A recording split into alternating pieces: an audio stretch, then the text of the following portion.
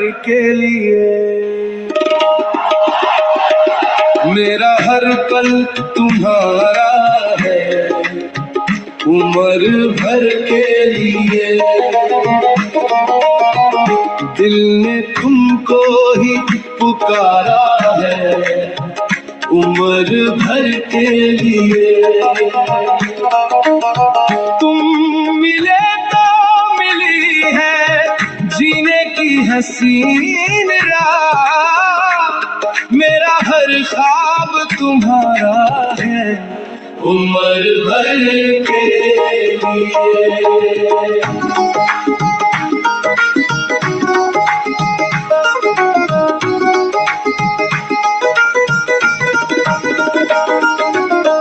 तेरी आंखों में ठहरी है सदियों की प्यास, हर सांस में बसी है एक मीठी सी आस। न कोई डोरी रहे अब हमारे दरमियान, हम तुम्हारे हैं और तुम हमारे पास। तुम हमारे पास। मेरा हर पल तुम्हारा है, उम्र भर के लिए। दिल ने तुमको ही पुकारा है, उम्र भर के लिए।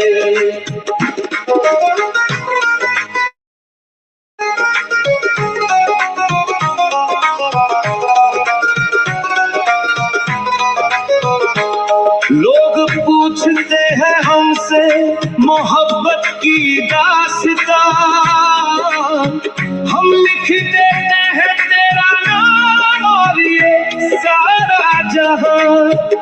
जिंदगी की धूप में तुम हो एक ठंडी छांव, तुम ही से रोशन है हमारा ये आशियाँ। मेरा हर पल तुम्हारा है, उम्र भर के लिए। दिल ने तुमको ही पुकारा है, उम्र भर के लिए।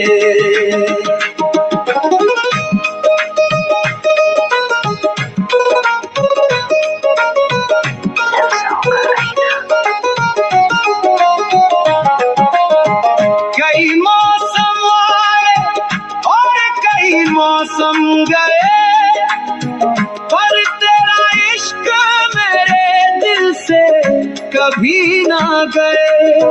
सजदा किया है तेरी चौखट पे हर दफा, हम तेरी राहों में भीगे आंसू लेकर खड़े। तेरी राहों में, हाँ तेरी राहों में मेरा हर पल तुम्हारा है, उम्र भर के लिए। दिल ने तुमको ही पुकारा है, उम्र भर के लिए। इश्क तेरा मुझ पर छड़ गया है इस तरह, जैसे बरसती है सावन की बरखा। अब ना कोई होश है ना कोई खुदी का पता, मैं तो फना हो गया तेरे इश्क में इस तरह। इश्क में फना हो गया, मेरा हर पल तुम्हारा है, उम्र भर के लिए।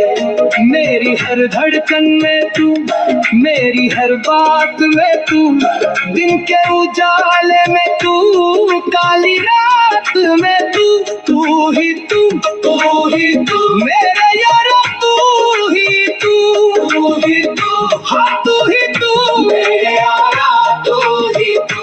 अब तो जिएंगे मरेंगे तेरे ही द्वारे, बांध ली डोरी तेरे साथ में उम्र भर के लिए। तुमसे शुरू तुम पर खत्म ये कहानी मेरी, तुम ही तो हो जिंदगानी मेरी। मोहब्बत की इस आग में जलना है मुझे, यही है सच्ची इबादत मेरी। उम्र भर के लिए, उम्र भर के लिए, भर के लिए। मेरा मेरा मेरा लगेगा मेरा दिल, मेरी जान, मेरा सब कुछ तेरा, सब कुछ तेरा। उम्र भर के लिए, उम्र भर के लिए, उम्र भर के लिए। मेरा हर पल तुम्हारा है, उम्र भर के लिए। दिल ने तुमको ही पुकारा है, उम्र भर के लिए। तेरी आंखों में ठहरी है सदियों की प्यास, हर सांस में बसी है एक मीठी सी आस। मेरा हर पल तुम्हारा है, उम्र भर के लिए। दिल ने तुमको ही पुकारा है, उम्र भर के लिए। तुम मिले तो मिली है जीने की हंसी मेरा हर ख्वाब तुम्हारा है, उम्र भर के लिए। ओशो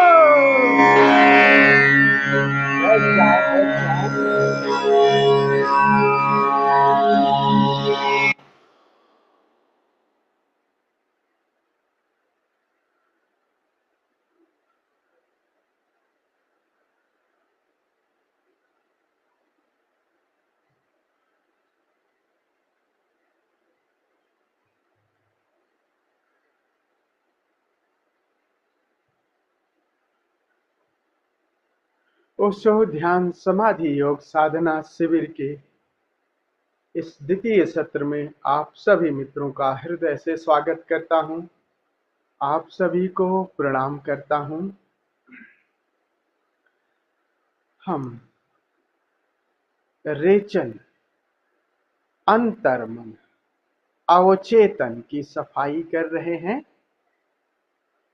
योग में आसन, प्राणायाम और मुद्राएं जो विकसित हुई हैं, वही जो लातिहान हम कर रहे हैं ना, यही हुआ होगा।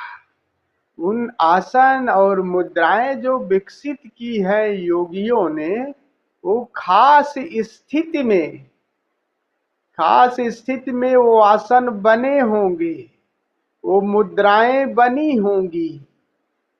जब वो अपने को उस अस्तित्व के हवाले कर दिए होंगे, तो उस शरीर पर जब ऊर्जा अस्तित्व की जब चोट की होगी, तो जिन जिन शरीर के उन केंद्रों पर जहां जहां भी ऊर्जा के अवरोध रहे होंगे, वो अवरोध खुलने के लिए, वहां ऊर्जा जब चोट की होगी तो वो अंग कपे होंगे या वो अंग अपने हिसाब से आगे पीछे गति किए होंगे, तो वो ऊर्जा बाहर परिधि पर मूव की होगी, तो परिधि उसी हिसाब से ट्विस्ट हुई होगी।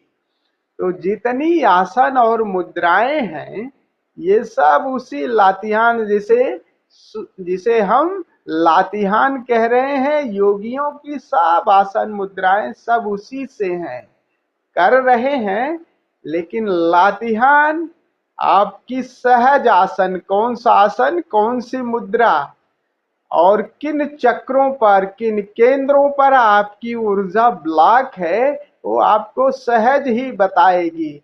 अगर आपके चेहरे पर ऊर्जा ब्लॉक है, आपने बहुत मुखौटे किए हैं, तो हो सकता है आप चेहरा रब करें, सिंहासन बनाए, सिंहासन आसन होता है ना, मुद्राएं बनाएं, रब योर फेस, आप सर को भी रगड़ सकते हैं। ये सब छोटी छोटी क्रियाएं, जो सूक्ष्म क्रियाएं जो योग ने विकसित की हैं, ये इन्हीं के परिणाम हैं। तो हमारे जो मुखौटे हैं, जब उस मुखौटे पर को ध्यान दोगे ना, तो बिल्कुल ही आपका करेगा, वो वहां पे हाथ जाएगा। हो सकता है आपके नाक रब करें, आपके चेहरे रब करें, यानी वहां पे जहां आप हम हिपोक्रेटिक लाइफ जिए हैं, ऊर्जा वहां वहां खंड खंड हो गई है। तो उसको पूरे संवेदनशील हो जाना है। आज तीसरा दिन है, और बाकी अब कुछ छोड़ नहीं दीजिएगा। कि मतलब क्या होता है कभी कभी कि गंभीरता की आइडेंटिटी इतनी है कि हम सोचते यार इसको स्किप कर दें, क्या हर्ज है, ये तो क्या पागलों जैसी स्थिति है। पागल जैसी स्थिति में तो हो ही रहे हैं, 99% है, 100वां होने की स्थिति है। जो पागल है न पागल खाने में, और जो बाहर हैं उनमें बहुत ज्यादा फर्क मत समझना। बस वो 99 पे सभी हैं, 99 1-2% कम ज्यादा, वो 100 पे हो गए, तो इसलिए वो आस बन गई और दिखाई देता है पागल जैसे समाज। हाँ जी, हाँ बोलिए अमृत जी। स्वामी जी, कुछ दिन पहले एक मैं प्रवचन सुन रहा था भगवान श्री का, तो उसमें उन्होंने शुरुआत ही ऐसे की थी कि एक छोटा पागल खाना है, एक बड़ा पागल खाना है। तो हाँ, मुझे लगा कि ऐसे मजाक में बोल रहे होंगे, फिर उन्होंने समझाया तो मुझे इसलिए समझ में आया कि ये तो रियल स्थिति यही है, वास्तव में स्थिति यही है। यस यस, जी जी, बिल्कुल बिल्कुल, बहुत सही बात है, पढ़ रहे हैं। और देखो, तो इसका मतलब गुरु हमारी बात पे मुहर भी लगा दिए। ठीक है, बहुत सुंदर, तो अच्छा हुआ।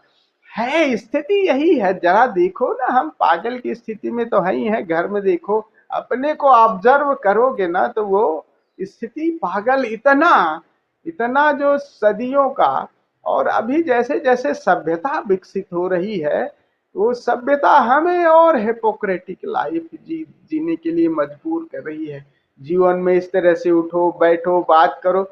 तो हम बच्चों को शुरुआत से ही, बच्चों का जीवन भी देखो ना, कितना कितना हम उनको समय से पहले ही हम उन्हें गंभीर बना देते हैं। हम देखते हैं कि अभी जैसे लोगों को लगा हुआ है ना, बच्चे जब जैसे पैदा होते हैं, कितना सरल जीवन है, उछल कूद, चेहरे की जरा देखो। और जैसे ही वो पढ़ने गए, वो बैग लेकर के वहां से, फिर माता पिता कहते हैं इस तरह से उठो बैठो, कोई नमस्ते करो, कोई आ रहा पैर छुओ, और ऐसे बात करो। ये और देखो, जैसे जैसे उस होता, उनके चेहरे की गंभीरता, वो सौंदर्य, वो सरलता खोती जाती है, खोती जाती, क्योंकि वो भी सभ्य बनने की होड़ में है।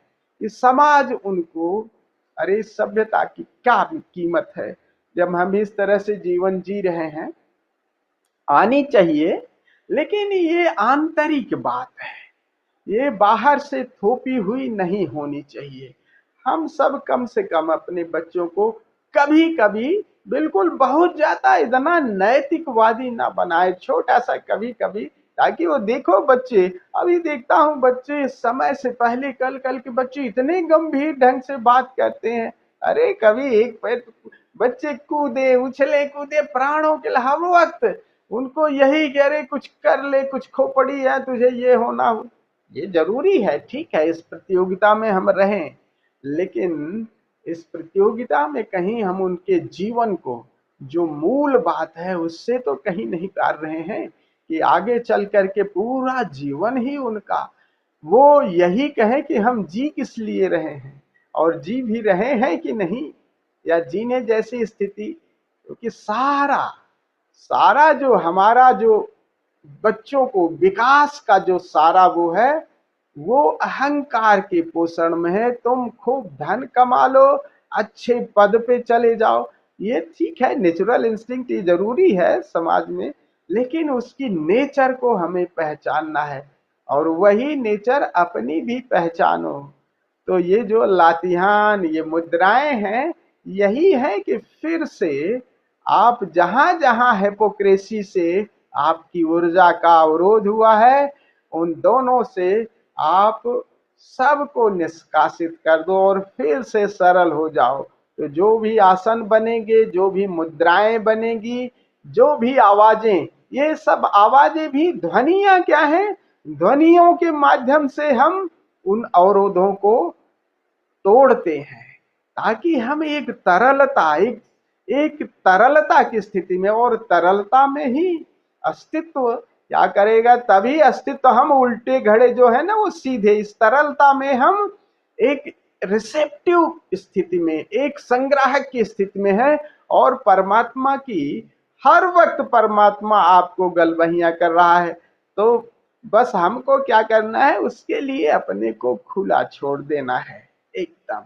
तो आज भी हम उस क्रिया को करेंगे। तो आज बिल्कुल छोड़ दीजिएगा अपने को, थोड़ी देर के लिए गंभीरता छोड़ दीजिएगा, और पूरा अगर चेहरा रब करने को है, सर कहाँ देखो कहाँ कहाँ ऊर्जा ब्लॉक है, but do it very gently, बहुत आराम से करना है। चेहरे को रब करना है या मुट्ठी बांधना है, शरीर को ट्विस्ट करना है, आप देखेंगे गर्दन को कहाँ कहाँ ऊर्जा ब्लॉक है, वो अपने आप, अगर गर्दन इतनी देर ऐसे ही रह रही है तो इतनी देर रहने दो।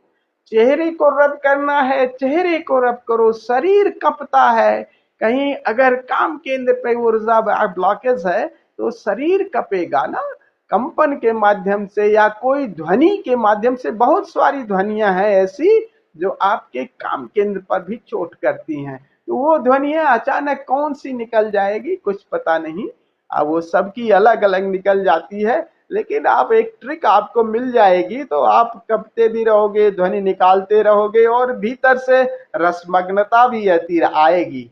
और जब रसमग्नता आ जाए उस ध्वनि को करने से, तो समझ लो ये हमारी आवाज है और हमारी मुद्रा है, और उसी मुद्रा के माध्यम से फिर वो तुम्हारे लिए वो विधि बन जाएगी, वो टेक्निक। सारी मुद्राएं हैं अभिनंदन। शक्ति चालनी मुद्रा है क्या, शक्ति चालनी मुद्रा में योगी क्या करता है, शरीर को बैठ करके कपाता है, जिसे हम कुंडलनी ध्यान करते हैं। और वो कभी कभी आपको लगेगा कि बैठे बैठे शरीर कप रहा है, तो ऊर्जा जब प्रवाहमान होती है तो शरीर भी गति करता है। तो आज हम थोड़ा सा समय पहले को बढ़ा दिए हैं, तो ग्लासोलालिया का तो 15-15 मिनट का दोनों चरण हो गया है। तो फिर मैं ज्यादा नहीं बोलूंगा, और कुछ आप लोगों को कुछ और पूछना है तो पूछ लीजिए, सबको तो आइडिया है ही है। हाँ कर रहे हो कि नहीं, चश्मा उस्मा निकाल के पूरा एकदम हो जाया करो। कहीं आसपास बिटिया तो नहीं रहती, बहू तो नहीं रहती, देखती हो कभी है? नहीं क्या कर स्वामी जी, रहे हैं? इस समय मुक्तेश्वर आए हुए हैं नैनीताल के पास में जो है। हाँ अच्छा, कहाँ? मुक्तेश्वर हिल स्टेशन है यहाँ पर जो है। अच्छा मुक्तेश्वर आए हैं, ठीक है, बहुत बढ़िया। पिथौरागढ़ जा रहे थे तो रास्ते में रुक गया अपने यहीं पे। अच्छा अच्छा, तो आपको करने की इजाजत है वहां पे? कोई दिक्कत नहीं सर, बिल्कुल एकांत में है स्वामी जी, यहाँ तो कोई वाह आसपास वाह, है तो नहीं। देखो ये बिल्कुल अवसर भी है, परमात्मा ने दिया है, गुरु ने कितना सुंदर अवसर दिया है। आप देखो रिलीज कर दोगे ना तो पूरे दिन भर आपको कैसा लगेगा। तो रिलीज भी करना है, और फिर दोबारा ना आए इसका भी ध्यान रखना है, ये भी करना है। क्योंकि बार बार यही नहीं करोगे, तुम कचरा निकालते रोज कुआं खोदते रहो, कुआं भी खोदना है, और फिर वो सावधान भी रहना है, आगे होश को भी बढ़ाना है धीरे धीरे। तो चलिए हम लोग इस क्रिया को शुरू करते हैं। तो 5 मिनट पहले संगीत को सुनेंगे।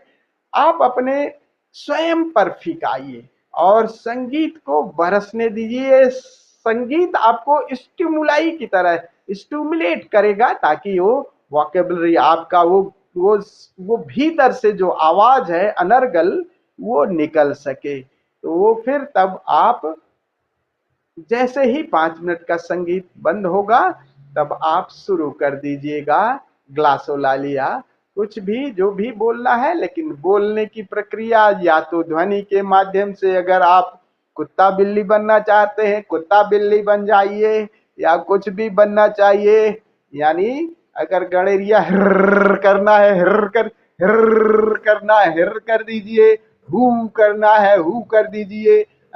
तो जो भी मजा आए, जिसमें लगे कि आप हम मजा ले रहे हैं। मजा का मतलब है कि ऊर्जा आप इवेपरेट होना चाह रहे। जब आपको जिंदगी में मजा आए ना, लगे तो वो ऊर्जा इवेपरेट, बस be aware and cooperate the energy, उसी को उसी को बस अवेयरनेस, एनर्जी जब कोऑपरेट करेगी, ऊर्जा गदेगी तो आपको आनंद आएगा। ऊर्जा एक्सपेंड करती है, सिकुड़ती है तो आप जरूर डिप्रेशन में जाओगे। जब ऊर्जा आपकी जगेगी तो आपको एक्सपेंड करेगी तो आपको आनंद आएगा। और उस आनंद में बस ये नहीं, आनंद जब आने लगे तो ऑब्जेक्टिव नहीं, फिर अपनी सब्जेक्टिविटी पर होश रखिएगा, नहीं तो वो आनंद आपको बाहर की तरफ ले जाएगा। तो फिर आप चलोगे ऑब्जेक्ट की तरफ भागने। बस अपनी ऊर्जा को अवलोकन करो। और ये सब देखो ना, दृश्य, सुंदर दृश्य देखते हो आह्लादित हो जाते हो, आह्लादित हो गए, जस्ट क्लोज योर आईज और उस आह्लाद को अपने भीतर उठने दो। ऊर्जा उठने का एक आपको कारण बन गया ऑब्जेक्ट। फॉरगेट द ऑब्जेक्ट, फिर ऑब्जेक्ट आपका शरीर हो गया, गो डीपर, और उस ऑब्जेक्ट से ऊर्जा जग गई और शेक योर बॉडी, ऊर्जा को फील करो। अगर ब्रीथ गहरी हो रही है तो ब्रीथ करो और कोऑपरेट द एनर्जी देखो, फिर सब्लिमेट हो जाता है।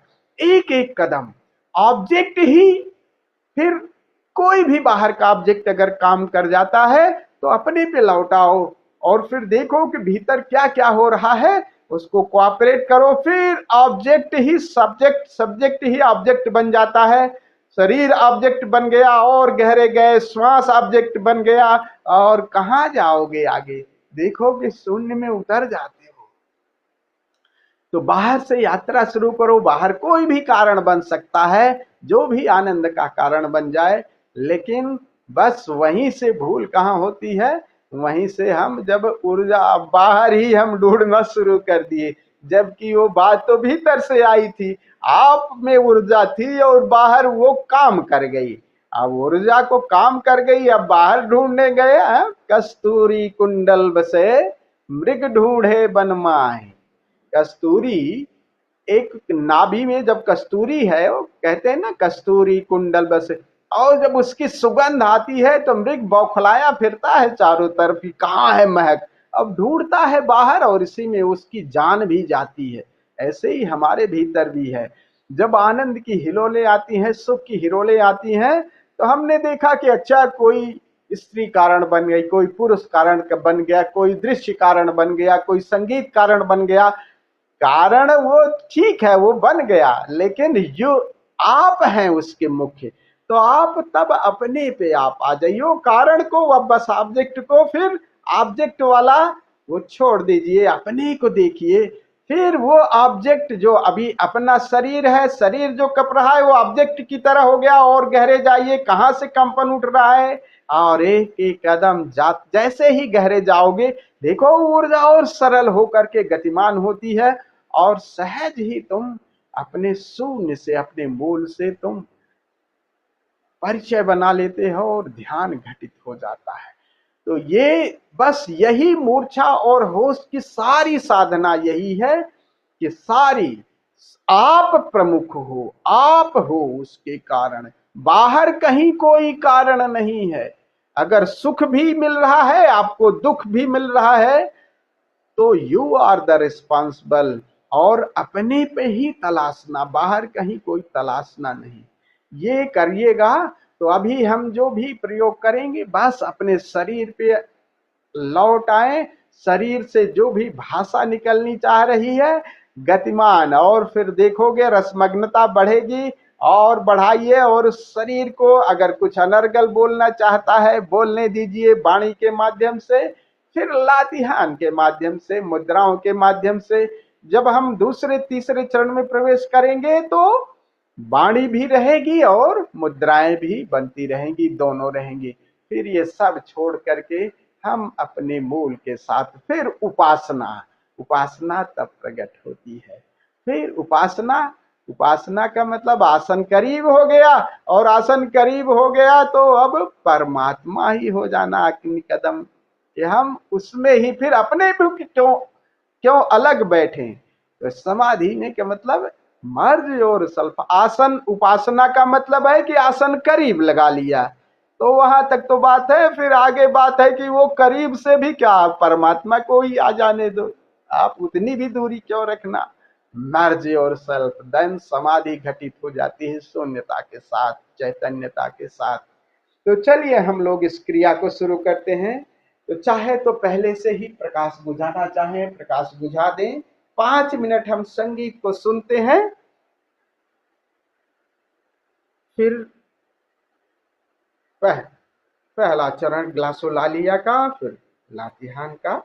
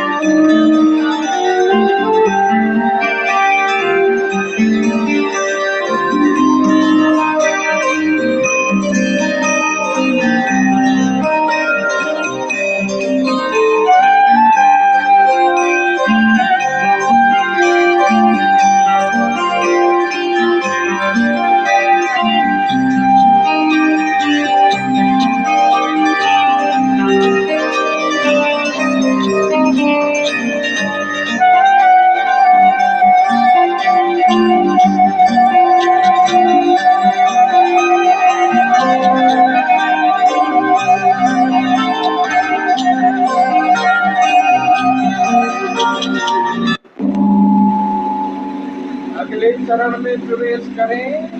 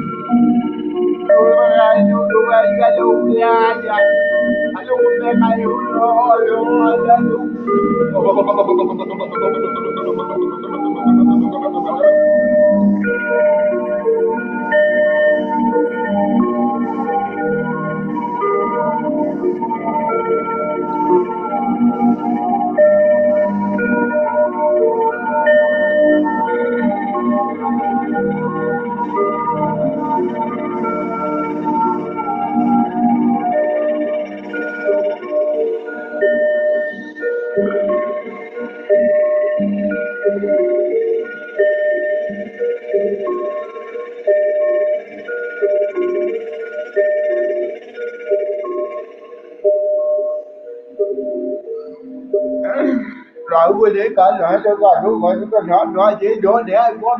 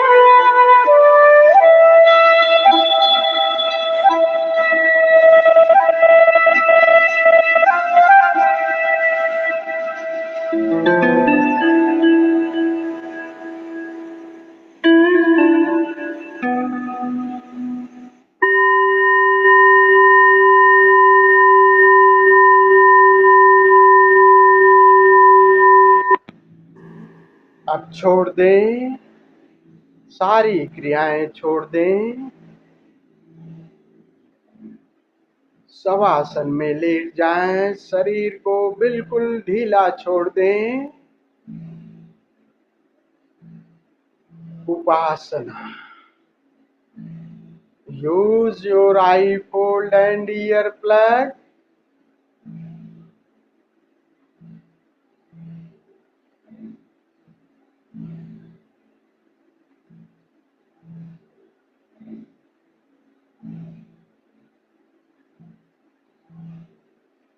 परमात्मा के करीब उपासना।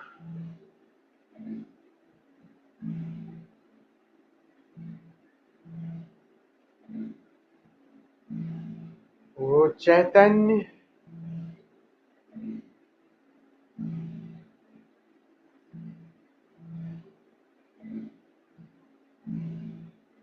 चैतन्य आकाश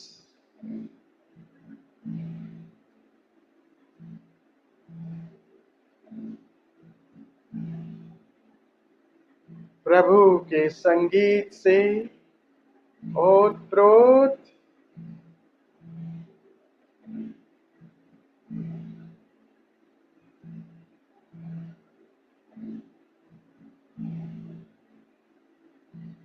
परमात्मा के करीब आसन।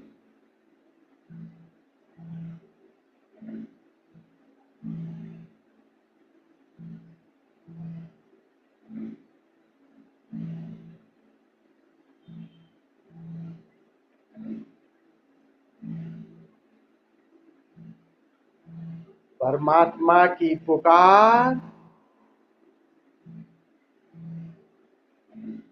सुनाई देने लगी। प्रभु का प्रकाश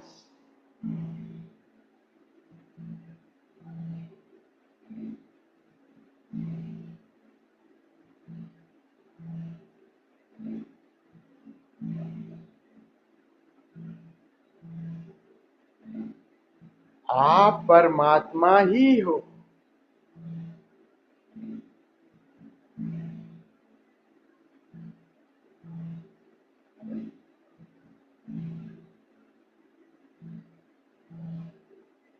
सारे आकार विदा हो गए।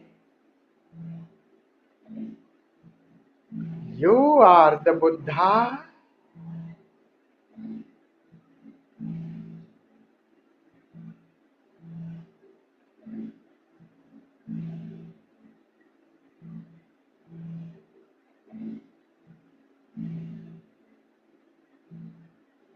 You are the pure consciousness. Neither body nor mind.